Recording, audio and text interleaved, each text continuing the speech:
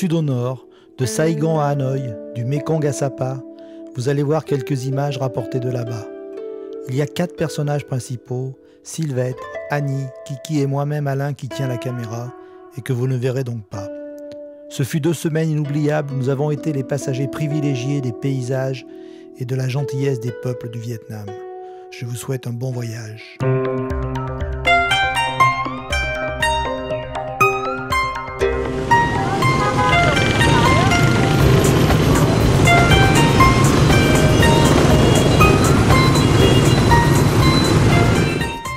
Dès notre arrivée, nous sommes happés par l'incroyable circulation du centre-ville.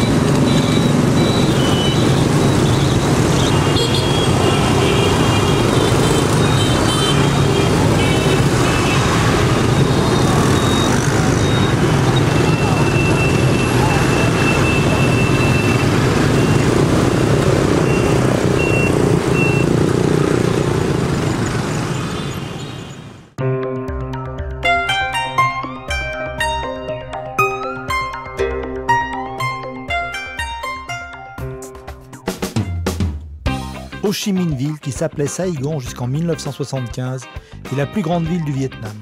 Elle se trouve sur les rives du fleuve Dong Nai. Située à proximité du delta du Mékong, cette métropole du Sud, autrefois capitale de l'Indochine française, compte plus de 7 millions d'habitants. Elle doit bien sûr son nom au héros national communiste Ho Chi Minh.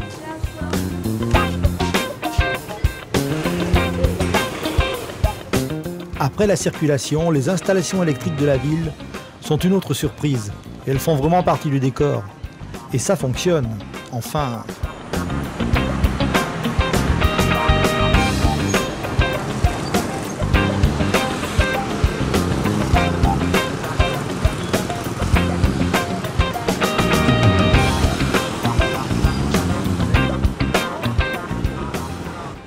La rue est une entreprise à ciel ouvert. Vous verrez toujours quelqu'un nettoyer, laver, cuisiner, balayer, transporter. De l'aurore au coucher du soleil, presque 24 heures sur 24.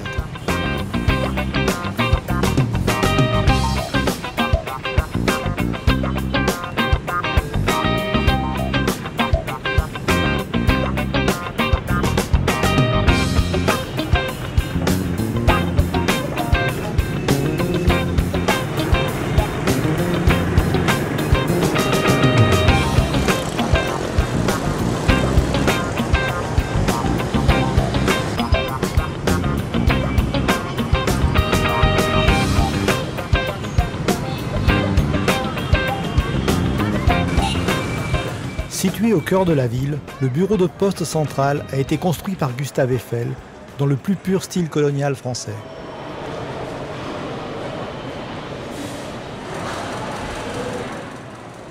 Tout y est d'origine, des énormes ventilateurs aux cabines téléphoniques. Et au bout d'un moment, on a vraiment l'impression de se retrouver au temps des colonies. N'est-ce pas, mesdames?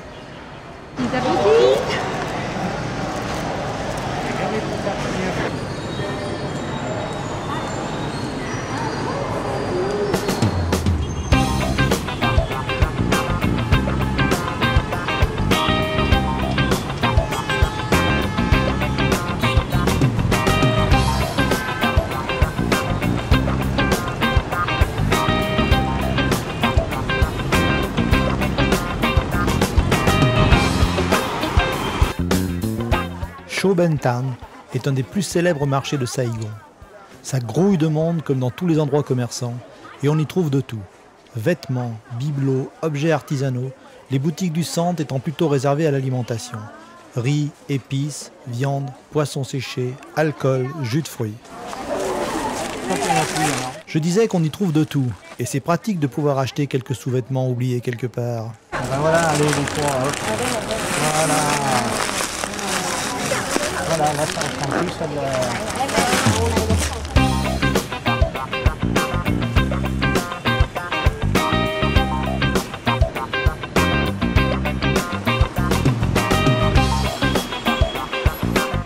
Il y a aussi des quartiers chics, près du théâtre municipal, avec plein d'hôtels haut de gamme.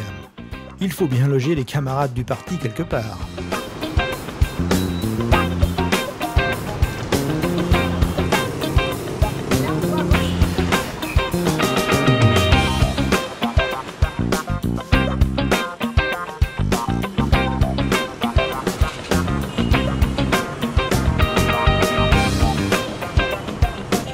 Ici, c'est l'hôtel de ville et ses jardins, construits aussi par les Français dans la période coloniale.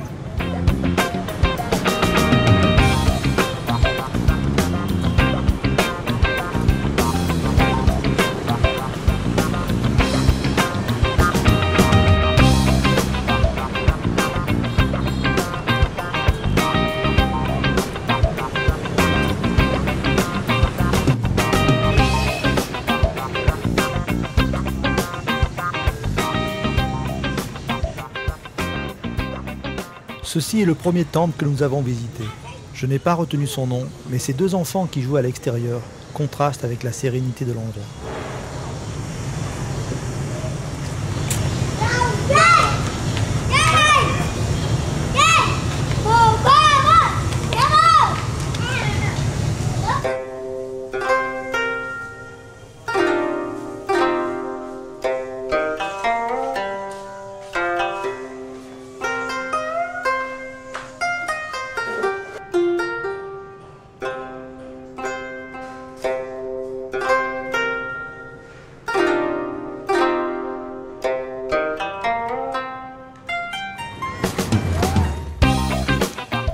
Cholong, qui signifie grand marché, était autrefois une ville séparée de Saïgon.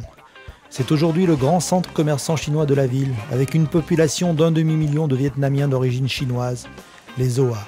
C'est aussi un marché de gros, où les affaires se traitent d'un bout du pays à l'autre.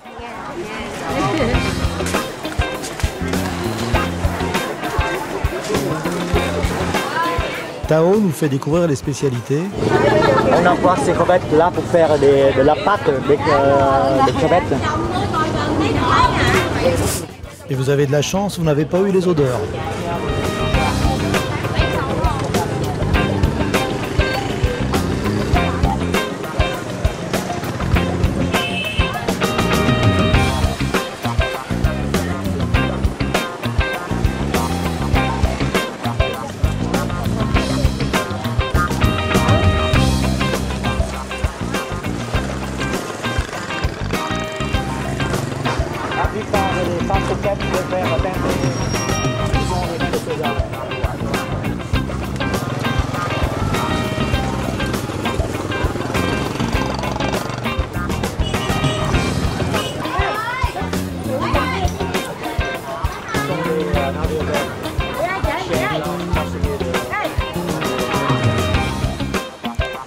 La nuit tombe sur Saïgon. Il se fait tard, le touriste rejoint son hôtel.